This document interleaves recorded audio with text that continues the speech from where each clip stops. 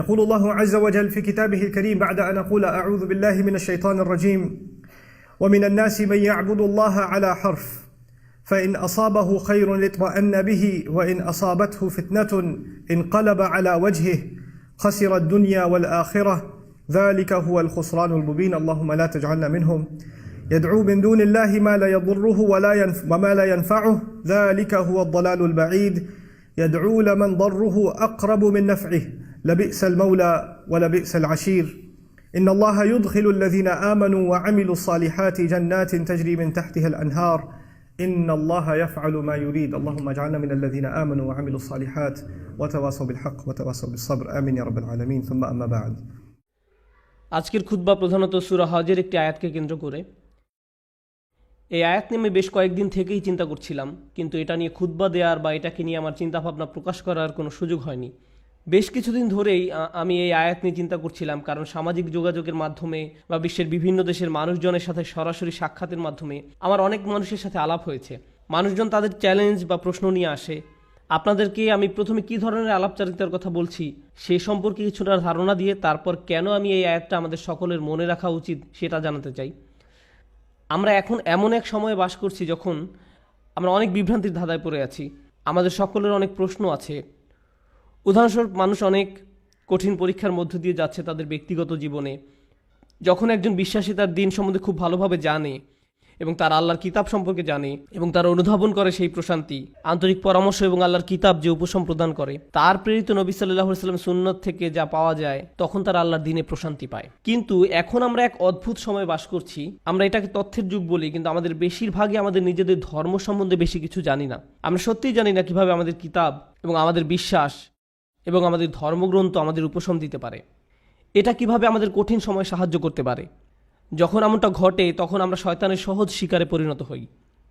যখন মানুষ কঠিন সময়ের মধ্য দিয়ে যায় তখন শয়তান তাদের কাছে সকল প্রকারের চিন্তা নিয়ে আসে। ধরুন কেউ অসুস্থ, সে হাসপাতালে এবং সে সব ধরনের ওয়াসওয়াসা পাচ্ছে বিশ্বাসের ব্যাপারে। কদরকে নিয়ে প্রশ্নের মুখোমুখি হচ্ছে।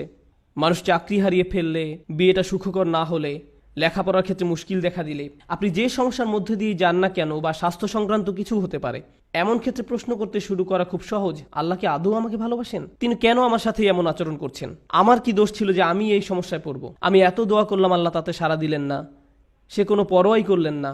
আমি পুরো রমজান মাস প্রার্থনা করলাম, এমনকি উমরাও করলাম। আমি এখনও দোয়া করছি যে আমার সন্তানকে আরোগ্য দিন, আমার এই সমস্যা দূর করে দিন, কিন্তু আমার সেই সমস্যা তো এখনও আছে। এসব আপনার ব্যক্তিগত জীবনে, এবং এটাই যথেষ্ট কঠিন। উপরন্তু সারা দুনিয়ায় একটা সংকটকাল চলছে। উদাহরণস্বরূপ, আপনাদের অনেকের পরিবার সিরিয়ায় আছে, বা সারা দুনিয়ায় সিরিয়ার মতো জায়গায়, যে জায়গাগুলো পুড়ছে, যেখানে পরিবার নিরাপদ নয়, সন্তানেরা নিরাপদ নয়, যেখানে সব ধরনের মানবিক বিপর্যয় ঘটে চলছে এবং মানুষ মারা যাচ্ছে। ব্যাপারটা অনেকটাই যেন রাসূল সাল্লাল্লাহু আলাইহি ওয়াসাল্লামের বাণীকে পূর্ণ করার জন্য, যে হত্যাকারী জানবে না যে সে কেন মারছে, আর যাকে হত্যা করা হচ্ছে সেও কারণটা জানবে না। এমন এক সংকটময় পরিস্থিতিতে অনেক মানুষ প্রশ্ন করা শুরু করে যে কেন আমরা ব্যক্তিগত জীবনে তো বটেই, এমনকি সারা দুনিয়ায় পাগলাটে ঘটনা ঘটে চলছে। এই সব কিছুতে আল্লাহ কোথায়? তিনি কি এইসব সমস্যা দূর করতে পারেন না? এমন তো না যে আমরা দোয়া করছি না। কুনুতে নাজিলা প্রতি রাতেই সারা দুনিয়ায় মসজিদে পড়া হচ্ছে। আল্লাহুম্মা সুরিল ইসলাম ওয়াল মুসলিমিন, আইজিল ইসলাম ওয়াল মুসলিমিন। মুসলিমদের সহায়তা করুন, ইসলামকে সহায়তা করুন, মুসলিমদের শক্তি দিন, ইসলামকে শক্তি দিন। হে আল্লাহ, আমাদের দিনের শত্রুদের বিরুদ্ধে শক্তি দিন। মনে হচ্ছে যে শত্রুরা দিন দিন আরও শক্তিশালী হচ্ছে আর বেশি বেশি করে রক্তপাত ঘটাচ্ছে।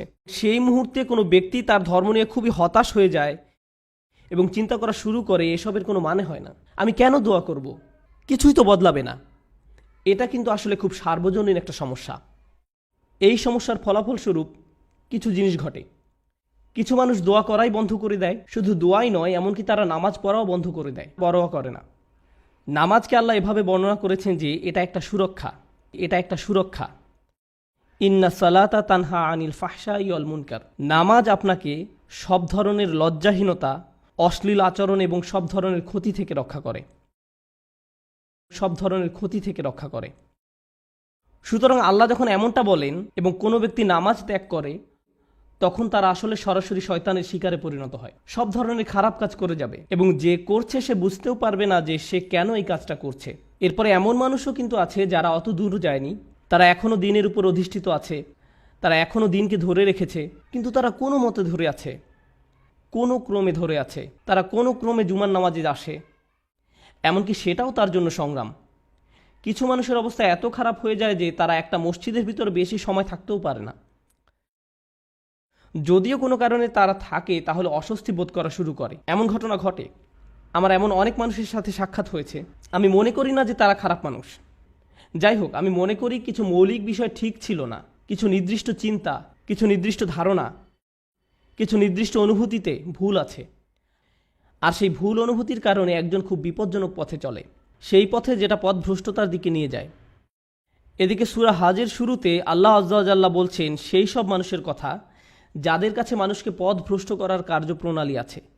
খারাপ মানুষ যারা কোনো জ্ঞান ছাড়াই আল্লাহর বিরুদ্ধে তর্ক করে, এরা আর কিছু চায় না। মাই ইউজাদিলু ফিল্লাহি বিগাইরি ইলমিন ওয়ালা হুদাও ওয়ালা কিতাবিম মুনির। কোনো ব্যক্তি আল্লাহর ব্যাপারে তর্ক করে, বিতর্ক করে এবং ধর্মকে ঘৃণা করে এবং আল্লাহকে ঘৃণা করে, নবী সাল্লাল্লাহু আলাইহি সাল্লামকে ঘৃণা করে এবং তাদের কোনো ধারণাই নাই যে তারা কেন বিতর্ক করছে, পথ নির্দেশনাও নেই, কোনো আলোকিত চিন্তার আলোকেও তারা কাজটা করে না, অভিযোগ করার জন্যই অভিযোগ করা। সেই ধরনের মানুষগুলোর জন্য শুধু এটা যথেষ্ট নয় যে তারা বিভ্রান্তিতে আছে, তাদের আসলে অন্য কাউকে ভুল পথে পরিচালিত করতে হবে। সেটা একদল মানুষ। কিন্তু এই দলের মানুষদের নিয়ে আমি আজ কথা বলবো না। আমি কথা বলবো এর পরের যে দল, তাদের নিয়ে, যারা কিনারায় আছে, আক্ষরিকভাবেই যারা প্রান্তে আছে। কুরআন তাদেরকে এইভাবে বর্ণনা করছে, অমিনান নাসি মান ইয়াবুদুল্লাহি আলা হারফ। আমি এটার এভাবে অনুবাদ করব যে মানুষের মধ্যে এমন কেউ আছে যে আল্লাহর উপাসনা করে একদমই কিনারায়। তারা আল্লাহর উপাসনা করে কিন্তু পর্বতের একদম খারাপ প্রান্তে। এর অর্থ কি? এর অর্থ হলো কিছু সময় এখানে, কিছু সময় সেখানে পড়ে যাওয়ার জন্য প্রস্তুত।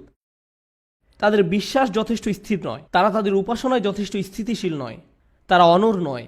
তাদের মনে এমন প্রশ্ন আছে যার উত্তর তার জানা নেই, অমীমাংসিত আবেগ। সুতরাং সেটা কিভাবে প্রদর্শিত হয়? আল্লাহ নিজে বলেন, ফাইন আসাবাহু খায়রুন আতবাআন্না বিহি। যখন ভালো কিছু তাদের আসে, যদি জীবনে ভালো কিছু ঘটে তাহলে তারা ভালো থাকে। ঠিক আছে, ঠিক আছে, আল্লাহ আসলে এই দুয়াটা শুনেছেন, সুতরাং আমি এখন নামাজ পড়তে পারি, আমার ভালো লাগছে। ওয়া ইন আসাবাহু ফিতনাতুন, যখন তারা কোনো ফিতনার সংস্পর্শে আসে। ফিতনা শব্দের অর্থ হলো কোনো ধরনের পরীক্ষা, কোনো কিছু যেটা তাদের বিশ্বাসকে পরীক্ষা করে। সুতরাং আল্লাহ খাইরের বিপরীত শব্দ শার ব্যবহার করেননি, এখানে শব্দটি হবে শার। সুতরাং আপনি হয়তো আশা করছিলেন যে আল্লাহ বলবেন ফা ইন আসাবাহু খায়রুন ইতমাআন্না বিহি ওয়া ইন আসাবাহু শাররুন। না, ওয়া ইন আসাবাতহু ফিতনাতুন। কেন এই শব্দটি গুরুত্বপূর্ণ? কারণ আল্লাহ আমাদেরকে জানাচ্ছেন যখন আপনার খারাপ কিছু ঘটে তখন শুধু আল্লাহ আপনার বিশ্বাসকে পরীক্ষা করছেন।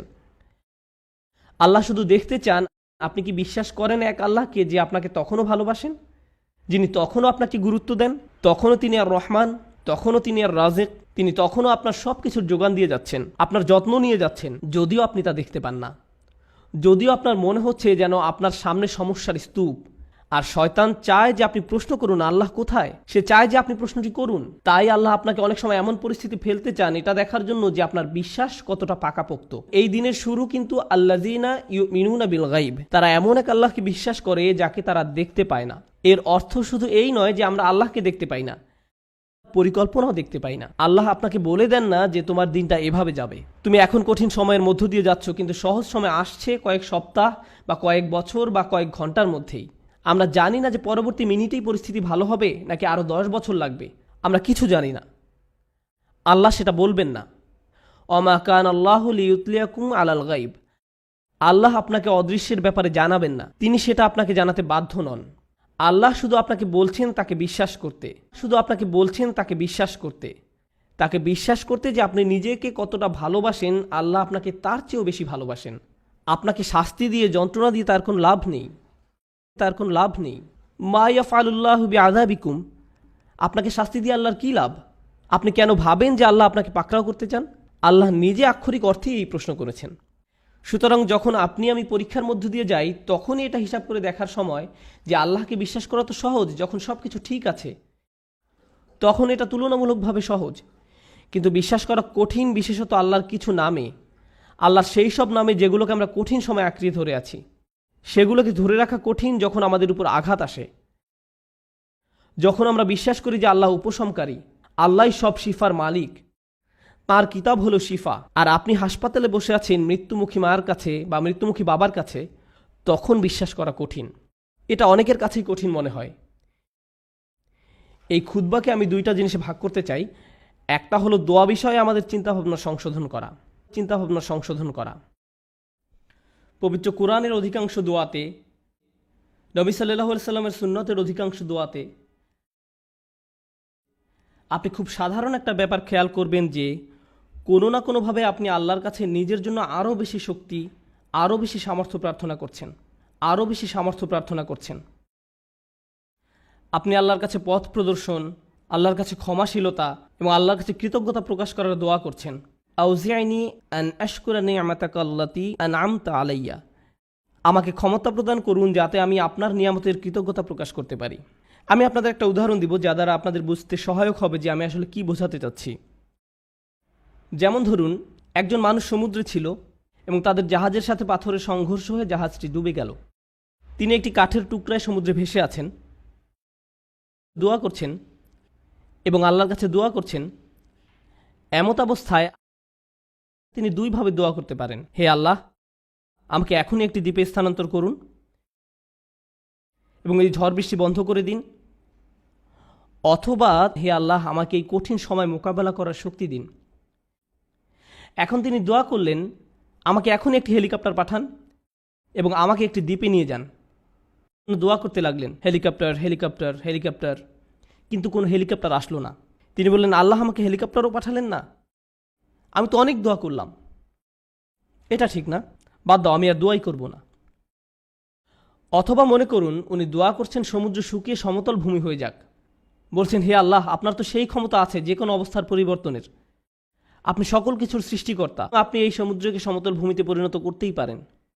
আপনি যেহেতু ইব্রাহিম আলাইহিস সালামকে নিক্ষেপ করা আগুন ঠান্ডা করে দিয়েছিলেন, আপনি আমার জন্য এটাও করতে পারেন। কিন্তু তারপরও সেটা ভূমিতে পরিণত হয় না, সমুদ্রই থেকে যায় এবং লোকটা ধীরে ধীরে ডুবে যাচ্ছেন। আমি যে বিষয়টা বলতে চাচ্ছি, আমরা মনে করি দোয়ার উদ্দেশ্য হলো আমাদের পারিপার্শ্বিক বাস্তবতা পরিবর্তন করা। কিন্তু যদি আপনি কুরআন এবং সুন্নাহর দোয়াগুলো অধ্যয়ন করে থাকেন, তবে আপনি খেয়াল করে দেখবেন যে পরিবর্তন আপনি যা চাইবেন তা একান্তই নিজের জন্য। হে আল্লাহ, আমি একটা কঠিন সময়ের মধ্যে দিয়ে যাচ্ছি, এটা কাটিয়ে ওঠার সক্ষমতা দান করুন। কিছু পরীক্ষার্থী একটা সাধারণ পরীক্ষা দিবে, তখন তারা দুই ধরনের দোয়া করতে পারে। একটি হলো, হে আল্লাহ, আমাকে এই বিষয়টি বুঝে নেওয়ার ক্ষমতা দিন, মনোযোগী করুন, আমাকে এমন ক্ষমতা দিন যেন পরীক্ষা দেওয়ার সময় আমি ঘাবড়িয়ে না যাই, অলসতা যেন আমাকে গ্রাস না করে, এভাবে নিজের জন্য দোয়া করা। অথবা তারা এভাবে বলতে পারেন, ইয়া আল্লাহ, আমি জানি এটা একটা মেডিকেল পরীক্ষা, কিন্তু আপনি এটাকে ক্লাস 2 এর অঙ্কর পরীক্ষার মতো সহজ করে দিন, যেন আমার এই সমস্যাই না থাকে। আপনি হয়তো বাস্তবতা বদলাবার জন্য দোয়া করতে পারেন, অথবা নিজের সক্ষমতা বৃদ্ধির জন্য দোয়া করতে পারেন। বেশিরভাগ মানুষ যারা ধর্মবিশ্বাসে দুর্বল, তারা নিজেদের ক্ষমতা বৃদ্ধি বা নিজেদের পরিবর্তন চায় না, এবং আল্লাহর কাছেও তাই চায়। কিন্তু আসলে কি সেই পরিবর্তন হয় না? এবং যখন পরিবর্তন হয় না, তখন তারা আল্লাহকে দোষারোপ করে, কেন আপনি আমার পৃথিবীকে পরিবর্তন করেননি, কেন আপনি সব কিছুকে আমার জন্য সহজ করে দেননি। আপনি যদি চান বাস্তবতা আপনার পক্ষে থাকবে, তাহলে আপনাকে সত্যিকারভাবে শিখতে হবে কিভাবে আল্লাহর কাছে সমর্পিত হতে হয়। এমন নয় যে যখন কিছু প্রয়োজন, কোনো সমস্যা, তখনই আল্লাহর কাছে সাহায্য চান, বরং আপনি আল্লাহর কাছে সব সময় আসবেন, আপনাকে সব সময় তার কাছে সমর্পিত হতে হবে। এভাবে এই মনোভাবের উন্নতি হবে এবং এমন একটি সময় আসবে যখন বাস্তবতা আমাদের কাছে আত্মসমর্পণ করবে, আর সেই সময় হলো যখন আমরা আল্লাহর সাথে মিলিত হব। লাহুম মা ইয়াশাউন, আমরা যা চাই তা সবই আমরা পাবো। সমস্যা হলো আমরা সবাই এই মুহূর্তে চাই। আল্লাহ বলছেন, আমি তোমাদের সবই দিব, কিন্তু এখন তোমরা কিছু ভালো অভিজ্ঞতা অর্জন করবে এবং কিছুটা পরীক্ষায় পড়বে। আর একমাত্র যে কারণে তিনি আমাদের পরীক্ষায় উপনীত করেন তা হলো তিনি চান আমরা যেন উত্তীর্ণ হই এবং জান্নাতের জন্য যোগ্যতা অর্জন করি, কারণ এই কষ্টকর যাত্রা আমাদেরকে তাঁর সান্নিধ্যে নিয়ে আসবে। পরবর্তী প্রসঙ্গে আসতে পারি, যাতে করে এই আয়াত শেষ করতে পারি। প্রতিবন্ধকতার উদ্দেশ্য। আমরা আমাদের জীবনে কিছু জিনিস চাই। একজন যুবক হয়তো বিয়ে করতে ইচ্ছুক বা একজন যুবতী বিয়ে করতে ইচ্ছুক। আপনি একটা ভালো চাকরি বা বাড়ি চান, আপনি চান আপনার পরিবার ভালো থাকুক, আপনি সন্তানদের ভালোভাবে লালন পালন করতে চান, তাদের জন্য ভালো শিক্ষা, তাদের ভালো বিয়ে দিতে চান। আমাদের জীবনে বিভিন্ন জিনিসের অগ্রাধিকার রয়েছে, এমন জিনিস যা আপনি চাচ্ছেন গত মাস থেকে। আপনি বিভিন্ন জিনিস এই জীবনে অর্জন করতে চান। আল্লাহ তার কিতাবে আমাদের শিক্ষা দেন যে এমন একটা জিনিস আছে, তা যদি তোমরা অর্জন করতে পারো, সেটা হবে তোমাদের জীবনের সবচেয়ে বড় অর্জন। সব ঠিক হয়ে যাবে যদি তোমরা এই জিনিস পাও, এবং সেই জিনিস হলো আল্লাহর নিকটবর্তী হওয়া, আল্লাহর সাথে ভালো সম্পর্ক তৈরি করা, তার সাথে সত্যিকারের সম্পর্ক ও বন্ধন তৈরি করা। কিন্তু সমস্যা হলো যখন জীবন সত্যি ভালো থাকে তখন তারা পথভ্রষ্ট হয়ে পড়ে। আপনি তখন ভিডিও গেম থেকে শুরু করে চলচ্চিত্র, তা থেকে সোশ্যাল মিডিয়ার হালচাল, তা থেকে রেস্টুরেন্টে বন্ধুবান্ধবদের সাথে ঘোরাঘুরি, দিন শেষে ঘুমিয়ে পড়েন। আল্লাহকে ভুলে যান, আল্লাহকে মনে রাখেন না, ভুলে যান।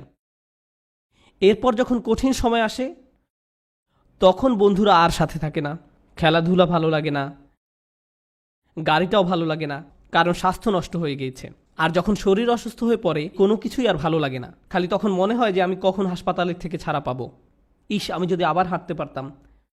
মানুষজন আপনার পছন্দের খাবার আনবে, আপনি খেতে যাচ্ছেন না। আপনার পছন্দের মুভি দেখাবে, আপনি দেখতে চান না। আপনি সারাক্ষণ যেসব বিষয় নিয়ে মেতে থাকতেন, একটার পর একটার পিছে ছুটে বেড়াতেন, আজ আর কিছুই ভাল লাগে না।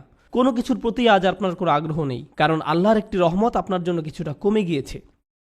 এমত অবস্থায় আপনার জন্য দুইটা উপায় রয়েছে। আপনি যদি এমন মানুষ হন যাদের অবস্থান বিশ্বাসের একেবারে প্রান্ত সীমায়, আপনি আল্লাহকে দোষ দেওয়া শুরু করতে পারেন। আপনি কেন আমাকে এই বিপদে ফেললেন? অথবা এই বিপদের সময় আপনি আমাদের জীবনের সবচেয়ে শ্রেষ্ঠ সম্পত্তি অর্জন করতে পারি, আর সেটা হলো বিনম্রতা এবং আল্লাহর অধিক নিকটবর্তী হওয়া। এভাবে আত্মোপলব্ধি করা যে যখন আমি সুস্থ এবং সম্পদশালী ছিলাম সব কিছু ঠিক ছিল, তখন আমি বুঝতে পারিনি যে তখন একজন আমাকে সব কিছু প্রদান করে যাচ্ছিলেন। আল্লাহ আমাকে প্রতি মুহূর্তে যোগান দিয়েছিলেন। আমি এর কোনো কিছুরই যোগ্য ছিলাম না। এজন্যই আল্লাহ সুবহানাহু ওয়া তাআলা বলেন, উলাইকা লাহুম নাসিবুম মিম্মা কাসাবু। উলাইকা লাহুম নাসিবুম মিম্মা কাসাবু। আল্লাহ ফাদলের কথাও বর্ণনা করেছেন, অবতাগু মিন ফাদলিল্লাহ। আল্লাহর অনুগ্রহ তালাশ করো। আপনি কিছু উপার্জন করতে পারেন না, আপনি যা কিছুই পান তা আপনার প্রতি আল্লাহর অনুগ্রহ মাত্র। কিন্তু সময় থাকতে বুঝতে পারেননি, কারণ আপনি এটা সহজেই পেয়েছিলেন। আপনি আল্লাহর কাছে অনুনয় বিনয় করে চাইতে থাকেন, কান্নাকাটি করেন এবং এমনভাবে প্রার্থনা করতে থাকেন যেভাবে পূর্বে কখনো করেননি, যেভাবে আগে কখনো অনুভব করেননি, এবং অতঃপর আল্লাহ আপনাকে সুস্থ করেন। তারপর আপনি অনুধাবন করেন হাসপাতালে সেই একান্ত মুহূর্তগুলো, সেইগুলো ছিল আপনার গোটা জীবনের শ্রেষ্ঠতম সুমিষ্ট সময়। জীবনের সেই সামান্য সময়গুলোতেই আপনার এবং আল্লাহর মাঝে আর কিছু ছিল না। সেই মিষ্টি মুহূর্তগুলো আপনাকে আখিরাতে রক্ষা করে দিতে পারে। এই মুহূর্তগুলি হতে পারে সবচেয়ে বড় পুরস্কার যা আল্লাহ আপনাকে দিয়েছেন। যখন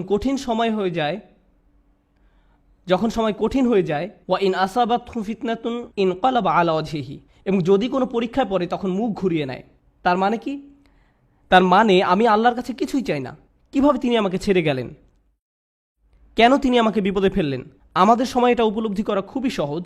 আমরা অস্বাভাবিক এক ভোগবাদী সমাজে বসবাস করি, যেখানে সব কিছু সহজলভ্য এবং দ্রুত লাভ করা যায়। বিনোদন পেতে চান? ফোনে একটা অ্যাপ খুললেই হবে। কিছু কিনতে চান? জাস্ট অ্যামাজন থেকে অর্ডার করুন, এটা আপনার ঘরে পৌঁছে যাবে। সবকিছু কষ্ট ছাড়া পাওয়া যায় এবং সবকিছু সাথে সাথেই পাওয়া যায়। আপনি কিছু চাইছেন, আপনাকে তার কাছে যেতে হবে না, সেটাই আপনার কাছে আসবে। সবকিছু দ্রুত হয়। আমাদের এখন আপ্যায়িত হওয়ার অভ্যাস হয়ে গিয়েছে। আপনার একটা অর্ডার যদি 2 থেকে 3 দিনের জন্য দেরি হয়, তবে আপনি তাকে 1 স্টার বা থামস ডাউন খারাপ রেটিং দিচ্ছেন। আমরা এতে অভ্যস্ত হয়ে গেছি। এমত অবস্থায় আপনি যখন আল্লাহর কাছে দোয়া করছেন, আপনার সমস্যাগুলো সমাধান চাইছেন, আপনার সব কিছু দ্রুত এবং ত্বরিত করা দরকার। আমার আর ভালো ভোক্তা অধিকার চাই। যখন এটা হয় না তখন আপনি বলেন বাজে সার্ভিস। আমার আর ভালো ভোক্তা অধিকার চাই, আমার আর ভালো ভোক্তা অধিকার চাই। আপনার ভাবখানা তখন এমন হয়ে যায় যে আমি আল্লাহর কাছে আর কিছুই চাইব না, কোনো অর্ডার দিব না। আপনি এখন ক্রেতার মতো সুবিধা পেতে চান, আর আপনি আল্লাহর কাছ থেকে মুখ ফিরিয়ে নেন এবং বলেন তিনি আমার কথা শুনছেন না, আমার সমস্যার সমাধান করছেন না। বুঝতে চেষ্টা করুন যে সবার জন্য আল্লাহর পরিকল্পনা রয়েছে। দুটো উদাহরণ দিচ্ছি। ইয়াকুব আলাইসাল্লামের ক্ষেত্রে দেখুন, তিনি তার ছেলে ইউসুফ আলাইসাল্লামকে হারিয়ে ফেলেন। আল্লাহ বহু বছর পর সেই সন্তানকে তার কাছে ফিরিয়ে দেন। আবার মুসা আলাইসাল্লামের ক্ষেত্রে মুসা আলাইসাল্লামের মা তার সন্তান হারিয়েছিলেন, কিন্তু কয়েক ঘন্টার ব্যবধানে আল্লাহ সে বাচ্চাটাকে ফেরত দেন। কেননা কয়েক ঘন্টার মধ্যেই যখন বাচ্চাটা ক্ষুধার্ত হয়, পরবর্তী খাবার সেই একই মায়ের কাছ থেকেই পায়, কারণ সে অন্য কারো কাছ থেকে খাবে না। আমি কি বলতে চাচ্ছি? এই জগতে আল্লাহ কখনো কখনো নিমেষেই আমাদের বিপদমুক্ত করেন, আবার কখনো বা বহু বছর পরে বিপদমুক্ত করেন, কিন্তু প্রতি ক্ষেত্রেই আল্লাহ ভালোর জন্যই করেন। আমি কি বলতে চাচ্ছি? ভালোর জন্যই করেন। আমি বিশেষত ইয়াকুব আলাইসাল্লামের গল্পটা পছন্দ করি, কেননা এই ঘটনার কল্যাণকর দিকগুলো চিন্তা করে দেখুন একবার। এত বছর ধরে বাবা কাঁদলেন এবং প্রায় নিজের দৃষ্টিশক্তি হারিয়ে ফেললেন, তাই না? কোরআনের ভাষা অবিয়াদ্দা তাই না হু। কোন আলেম যেমন আলুসি রহমতুল্লাহ মন্তব্য করেন তিনি কাঁদতে কাঁদতে অন্ধ হয়ে গিয়েছিলেন। এখন এই পুরো সময়টা জুড়ে ইউসুফ আলাহিসাল্লাম কোথায় ছিলেন? তিনি ছিলেন জেলে।